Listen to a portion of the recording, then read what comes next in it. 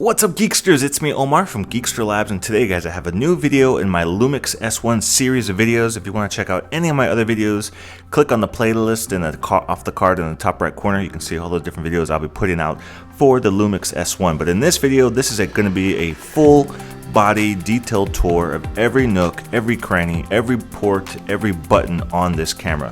So this is the perfect type of video for those of you that may have just purchased the S1. You don't feel like looking through your manual, you just want to see what every single button does, or if you're on the fence on whether or not you want to purchase it and you want to kind of see a more detailed view of the actual body itself, this is the video for you guys. So let's get into it. Alright guys, so let's go ahead and get into the lens first off. Okay, so we have three different switches that are available on the lens.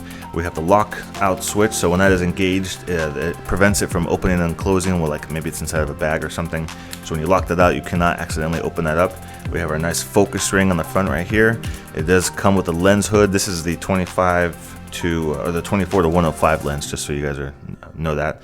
But really nice lens hood that comes off of there. You can also reverse it if you want to store it away, and this takes up a little less space. That is on there. So below the lock switch, we have the auto focus and manual focus switch. So if you want to switch over to manual focus while you're shooting video or something, you can really easily get to that right there. And then we have our optical image stabilization button below that, and that's what you'll use to turn that feature off. I'm not sure why you want to turn it off. I have never done that before myself, but it is available there, so you have easy access to that on the camera lens itself. So let's go ahead and take a front look over here. So as you can see, we got some buttons over here on the side. I'm going to show you the first button, which is the lens removal button. So you press that, pop that off, there you go, put the lens over there to the side, and that reveals the beautiful full frame sensor. And I can't wait to show you guys some sample footage. I shot a wedding with this camera, and man, I was super impressed. So that'll be one of the videos in that playlist that you guys can check out later on. There'll be sample footage. Okay. Let's get into the buttons here. So we have our first button, which is the preview button, which if you're doing photography or shooting photos with this, you can use that as a preview button. It also acts as a function button. So this is the FN2 button, function 2, okay? Up here we have another, this is just a regular function button as well. I don't know exactly what that does defaulted right now. I don't think it does anything on video when it's set to video, but those are two programmable buttons which you can change to do whatever you want to do. We also have a function lever over here. So right out of the box, this lever, when engaged, will switch between silent mode and audio mode. So basically, like hearing the beeps and such on the menu system, or when it takes photos and things like that, you can easily switch that over, go to silent mode, or you can have this to be anything you want. There's a bunch of different options in the menu system where you could adjust it to be like whatever, you know, if you want to change it to be from 4K to 1080p or whatever it is. You can do a couple different things with that switch, which is pretty cool. Up here we have our flash synchro socket up here.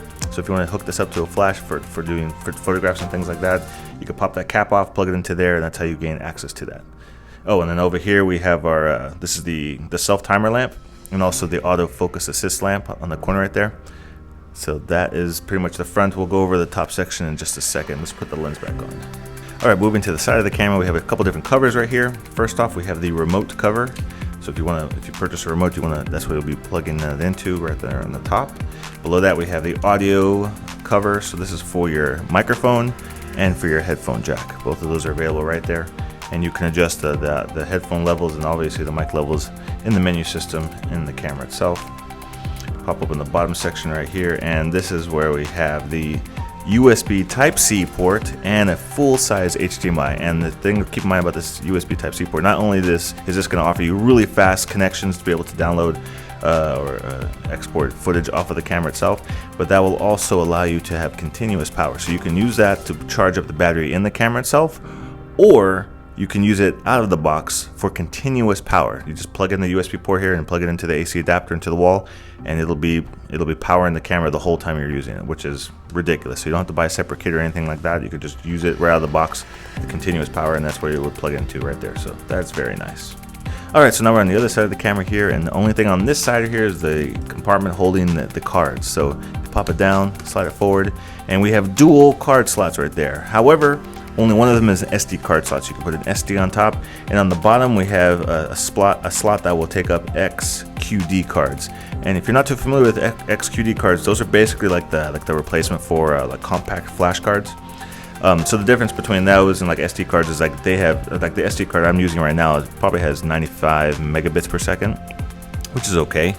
But if you had a Q or an XQD card, those can write and read up to 400 megabytes and higher. So that's ridiculously fast. You can imagine for photography, that could come in handy, and even for video as well.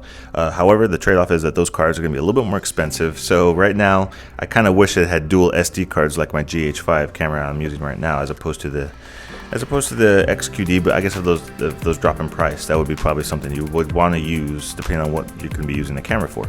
But those are the only two things on the side of here, so those are the dual slots right there. Get to the bottom of the camera here, we have our traditional tripod mount right there. We have our battery grip cover, so you pop that up and this will allow you to attach a battery pack to this. Over here we have our DC coupler cover, so if you do want to have a different type of kit for continuous power, that's going to have to go plug in through there. And we have our lever for the battery compartment, which houses the battery right there. And I believe this is like a 3050 milliamp battery, which will provide you quite a bit of filming time. No issues with that. And that's basically everything that's on the bottom of the camera.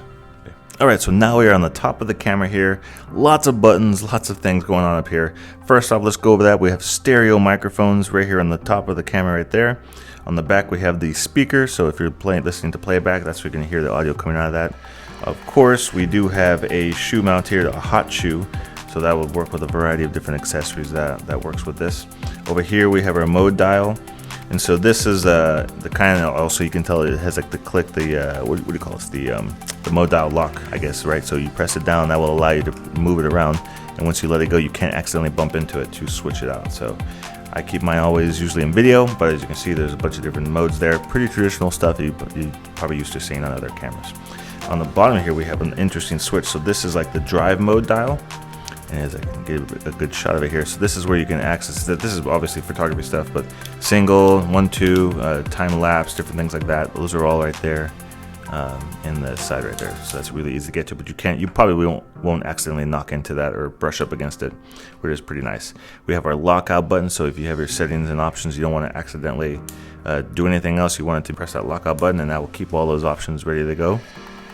Let's move over to this side right here. We have our live viewfinder button right there, and that's basically what you'll use to switch over from the viewfinder to the camera, back and forth between those two, if you want to use the viewfinder or the back of the screen in the back. On this other side right here, we have V mode. You can see that right there.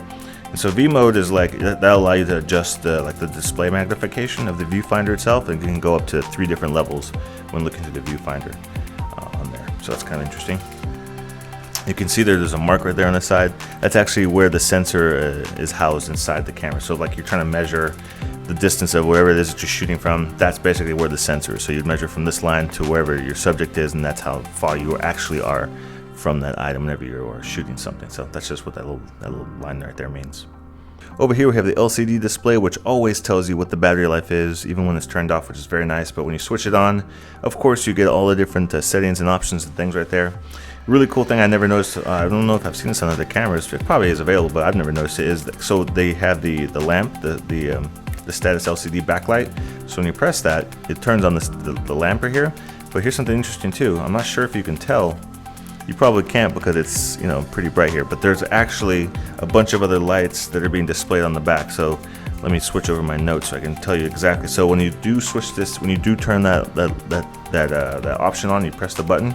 We also have the play button will light up, the back button will light up, the trash can icon will light up, and the display button will all light up. So if you were in complete pitch dark, which I guess I could give you a shot of that, you press that button, all those little buttons will light up if you're in complete darkness and you won't be able to see those buttons.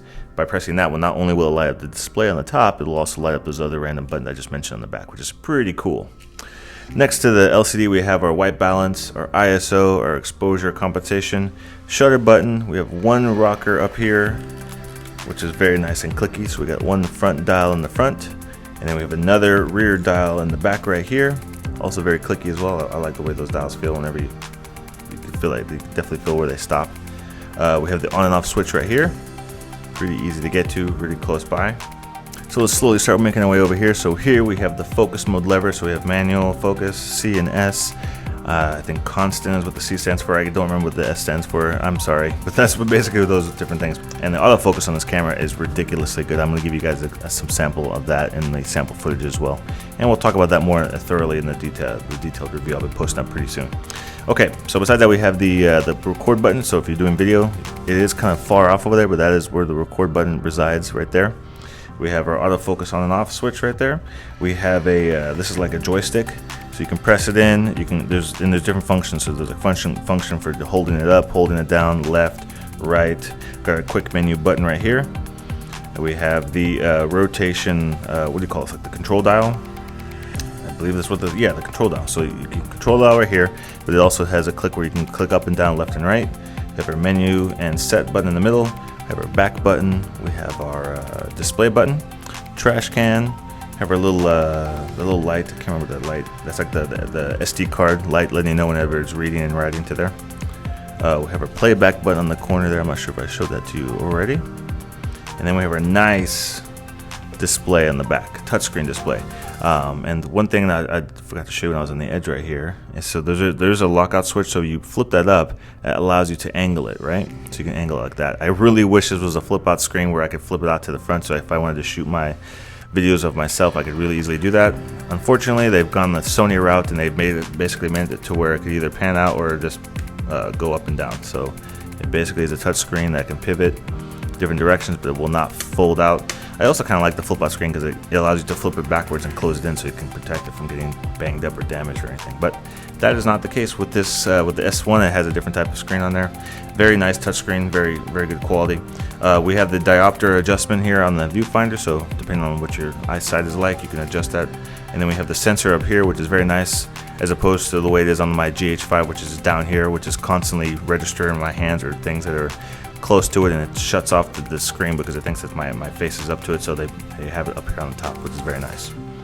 So that is pretty much all the different areas and ports, buttons of this camera.